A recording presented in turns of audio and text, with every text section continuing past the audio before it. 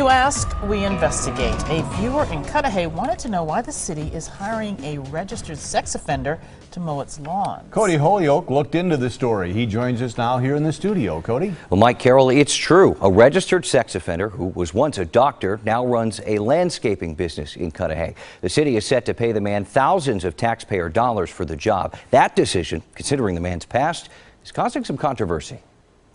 This time of year, it's common for a city to start mowing its lawns or find somebody to do the job. Monday, Cudahy's Board of Public Works accepted a bid from a company called Lawn Magicians to tackle the work. The head of that company is named Walter Zemansky, and he has quite the controversial past. This is certainly a safety issue for people who are in our cities. Voters, even former Milwaukee Mayor John Norquist, called for the man to stay in prison back in the 90s. You see, Zemansky is a registered sex offender and former doctor, convicted of sexually assaulting a neighbor's 14-year-old daughter. He's been in and out of jail over the past 30 years. Walter? Yeah. I stopped by the man's Cudahy home to ask him about his new line of work. How long have you had the business?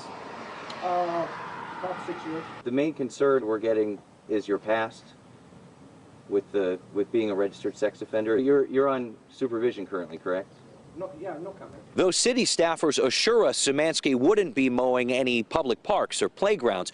He would be responsible for trimming the lawns along a number of city streets in some tightly packed residential areas. The city of Cudahy did not want to go on camera, but did release a statement which said Zemansky's company has done the city's landscaping work since 2011 and that the city has been pleased with that work.